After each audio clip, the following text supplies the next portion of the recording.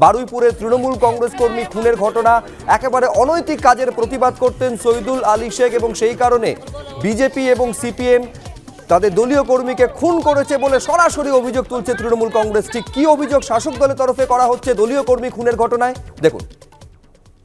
CPM BJP যৌথভাবে এখানে নির্দল প্রার্থী দিয়ে আমাদেরকে হারানোর চেষ্টা করেছিল, যদিও সেখানে সফল হয়নি। এখানে তৃণমূলই জিতেছিল।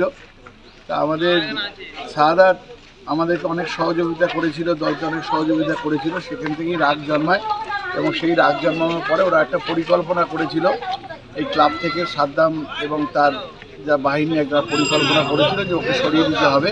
এরা চাইছে যে এই দু একজন মিলে চাইছে, বিশেষত সাদ্দাম এবং আইজুন এরা দুজন মিলে চাইছে যে এখানকার ডন হবে আর কি। ডন হয়ে এখানে তোলাবাজি করবে, জমি বাড়ি কেউ বিক্রি করলে ওকে পয়সা দিতে হবে, কেউ বালি ফেললে পয়সা দিতে হবে, সিমেন্ট ফেললে পয়সা দিতে হবে। সেই জায়গাটাতে শাহাদাত বাধা ছিল, সেই যে বাধাটাকে ওরা সরিয়ে দিল। সিপিএম এর কেন্দ্রীয় কমিটির সদস্য সুজন চক্রবর্তীর সঙ্গে ফোনে আমরা যোগাযোগ করতে পেরেছি। সুজনদা, কি বলবেন? আরেক তৃণমূল কর্মী খুন হয়ে গেলেন, এবার বারুইপুরের ঘটনা। এই শহীদুল আলী শেখ তিনি একাধিক অনৈতিক কাজের প্রতিবাদ করতেন এবং সেই কারণে তৃণমূলের যেটা অভিযোগ, বিজেপির সঙ্গে আপনারা হাত মিলিয়ে তাকে খুন করেছেন। দেখুন, বারুইপুরের বলবন বলে একটা জায়গা আছে, যে কোনো মৃত্যু দুঃখজনক, এটা নিয়ে কোনো সন্দেহ নেই।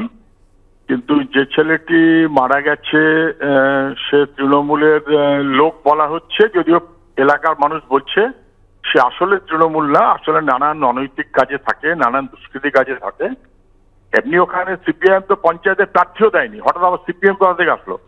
নির্দল দাঁড়িয়েছিল আমি যতটুকু শুনি, এবং সেটা হয়তো তৃণমূলের লোকেরা তাদের নিজেদের কারণেই বুঝেছে যে একে সমর্থন করা যায় না হয়তোবা। তাহলে কার্যত দলের মধ্যে গোলযোগ, অনৈতিকতা ইত্যাদি ইত্যাদি, তার জন্য যদিও খুন সবসময় নিন্দার যোগ্য, কিন্তু সেইটা কথায় কথায় কিছু শোনার আগে, পুলিশ তদন্ত করার আগে যে নেতারা সিপিএম এর নামে বা অন্য কারোর নামে দোষ চাপায়, তারা নিজেরা কিন্তু অপরাধীদের প্রশ্রয় দিচ্ছে। আমি শুধু মনে করিয়ে দিই, ওই বারুইপুরের লাগোয়া সোনারপুরে কাউন্সিলর তৃণমূলের, তার অভিযোগ কিন্তু তৃণমূলের নেতাদের বিরুদ্ধে, এবং সেটা সে থানায় অভিযোগ জানিয়েছে যে তাকে ক্যান্ডিডেট করা হয়েছিল নেতার সঙ্গে বিয়ে হবে বলে, তারপর বিয়েটা হয়নি বলে তাকে গঞ্জনা করা হচ্ছে ইত্যাদি। তাহলে কোথায় নিয়ে চলে গেছে তৃণমূল, বুঝতে পারছেন? গোটা রাজ্যটা। তাহলে যে কোনো ঘটনায় শুনবার আগে থেকে একটু চাপিয়ে দেওয়া, সিপিএম প্রার্থীই দেয়নি, নির্দল, এবং কার্যত তৃণমূলের সমর্থক যারা তারাও তৃণমূলের বিরুদ্ধে, এই প্রার্থীর বিরুদ্ধে সবাই জানে। ফলে এটা তো দলের মধ্যে গোলযোগ, যদিও খুন নিন্দার্য, কিন্তু কোনো সন্দেহ নেই যে তাকে নিয়ে রাজনীতি করার যদি চেষ্টা তৃণমূলের নেতারা করেন, তাহলে এলাকার মানুষ তাকে বুঝে নেবেন। অনেক ধন্যবাদ সুজনদা আমাদের সঙ্গে কথা বলার জন্য। একেবারে তাদের বিরুদ্ধে ওঠা অভিযোগ সম্পূর্ণ অস্বীকার করছে সিপিএম এবং বিজেপি।